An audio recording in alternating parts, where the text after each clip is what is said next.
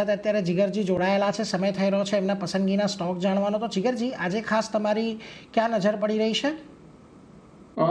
Total આજે બે stock છે મારી પાસે. સૌથી પહેલા તો પીપીએલ ફાર્મા. પીપીએલ ફાર્મામાં અગેન જે રીતે વીકલી ચાર્ટમાં ટ્રેન્ડલાઇનના ઉપર ક્લોઝિંગ આવી છે, એટલે sort of A negative trendline હતી, બેરિશ ટ્રેન્ડલાઇન હતી અને એના ઉપર જ ટ્રેડિંગ થઈ રહ્યું છે. છેલ્લા 2 અઠવાડિયાથી લેવલ્સ હતા 200ના છે અને કરંટ રેટ અત્યારના 205 ચાલે છે. તો આની અંદર બાઇંગ કરવાની જ સલાહ રહેશે. કરંટ ભાવેથી બાય કરવાની સલાહ છે. 200ની નીચે સ્ટોપ લોસ રહેશે અને ટાર્ગેટ રહેશે 230નો. અને ઇનકેસ ઇન્ટ્રાડે તો છે જ, પણ જેને એટલીસ્ટ 10-15 દિવસ હોલ્ડ કરવો હોય એની માટે આપણે સ્ટોપ લોસ 190ના નીચે રાખશું અને ટાર્ગેટ 240ના લઈને ચાલશું. એટલે જુઓ, ખાસ કરીને તમને અહીંયાથી પિરામલ ફાર્મા પર એક પસંદગી આવતી દેખાઈ રહી છે. જો તમે ટ્રેડર છો તો અહીંયાથી 230નો ટાર્ગેટ તમારા માટે ખાસ કરીને મહત્ત્વનો છે, એટલે એના પર એક નજર રાખતા રહેજો.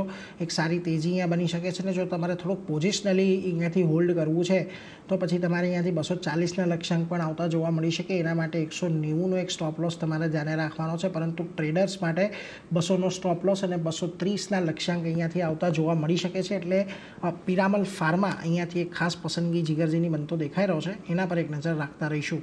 પરંતુ જો આજના દિવસે અને છેલ્લા ઘણા દિવસથી હવે બીઈએલનો કાઉન્ટર એકદમ સારી તેજી દર્શાવી રહ્યો છે. આજે પણ જુઓ, એક નવું બ્રેકઆઉટ આવ્યું છે. ફરી પાછો સ્ટોક 400ની ઉપર ગઈકાલે ક્લોઝ આપ્યા બાદ એક સારી તેજી દર્શાવી રહ્યો છે. જીગરજી, શું મત અહીંયા બીઈએલને લઈને બની રહ્યો છે? કારણ કે જુઓ, એક સારી તેજી તો છે જ.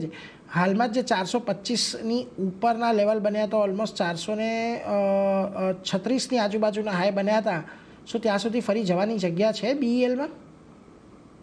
બીએલની અંદર જે રીતે એક્સપેક્ટેશન છે, એક્ઝેક્ટલી જે રિસેન્ટ કરેક્શન હતું જૂનથી લઈને ઓગસ્ટના મહિનાનું, એ એક્ઝેક્ટલી 38.2%નું રિટ્રેસમેન્ટ છે. જે પહેલા આપણે ફેબ્રુઆરીથી લઈને જૂન સુધી આપણે એક રેલી જોઈ હતી અને જે રીતે રિવર્સલ લાગે છે કે ન્યૂ હાઈ પણ આપણાને આની અંદર જોવા મળી શકે છે. સમવેર નિયર જે પ્રીવિયસ ટોપ હતો અરાઉન્ડ 420-430ના ઝોનમાં. તો આની અંદર હું એટલીસ્ટ 445નો ટાર્ગેટ લઈને ચાલુ છું અને બાય કરવાની જ સલાહ રહેશે.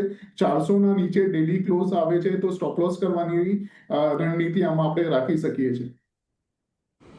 400ની નીચેનો સ્ટોપ લોસ, 445 સુધીના લક્ષ્યાંક બીઈએલની અંદર અહીંયાથી, એટલે કે જે પ્રીવિયસ હાઈ હતો એની પણ ઉપર જવાની અહીંયાથી પૂરેપૂરી શક્યતા છે, એટલે એના પર એક નજર રાખતા રહેજો. પરંતુ ખાસ કરીને ચર્ચા કરવી છે બ્રિટાનિયાની. જો આજના દિવસે આ સ્ટોક ઓલમોસ્ટ 2.5% જેટલો ઘટ્યો છે. હવે જ્યારે બજારની અંદર આપણે તેજી જોઈ રહ્યા છીએ આટલી સારી, ત્યારે આ સ્ટોક થોડોક બજારથી ઉલટી દિશાની અંદર ચાલી રહ્યો છે. આજના દિવસે પણ એક મોટો ઘટાડો છે, પરંતુ મહત્ત્વની વાત કે આજે 6000ના લેવલને જાળવી રાખ્યા છે. જ્યાં આગળ એક ગેપ પણ છે. 6000 જળવાયેલો છે ત્યાં સુધી કોઈક આશા ખરે કે અહીંયા તેજી જળવાયેલી રહે? શું મત આપનો બ્રિટાનિયાને લઈને? બ્રિટાનિયાની અંદર જ્યારે તેજી ચાલુ થઈ હતી માર્ચથી લઈને કરંટ ડે સુધી, ત્યારે માર્કેટ એટલું સારું નહોતું, નીચે જતું હતું અને સાઇડવેઝ પણ હતું. બટ અત્યારના થોડું એક્ઝોશન છે અને પુલબેક એક્સપેક્ટેડ છે, એટલે આની અંદર બાય કરવાની તો સલાહ નથી જ. બટ જેના ઓલરેડી બાય છે અને ક્લોઝિંગ આજે 6100ના નીચે દેખાડે છે, તો પ્રોફિટ બુકિંગ કરવાની સલાહ છે અને વેઇટ એન્ડ વોચ કરવાની સલાહ રહેશે એની અંદર.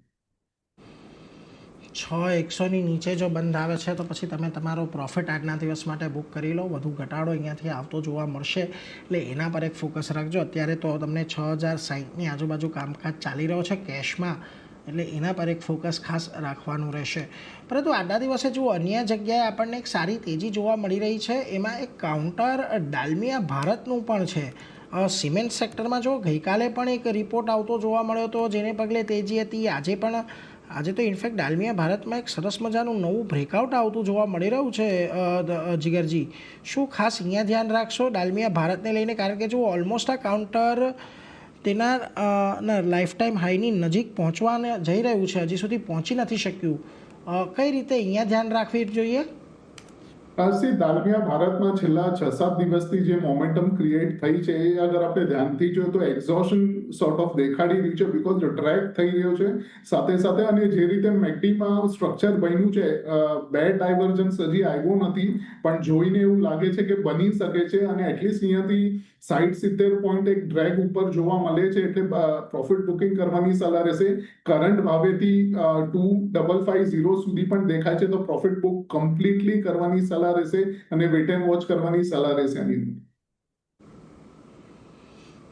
એટલે જો એના પર એક ખાસ ધ્યાન રાખતા રહેજો. એક પ્રોફિટ બુક કરવાની સલાહ અત્યારે ડાલમિયા ભારત પર બનતી દેખાઈ રહી છે, એટલે એના પર એક નજર રાખતા રહીશું. પરંતુ એ સાથે જીગર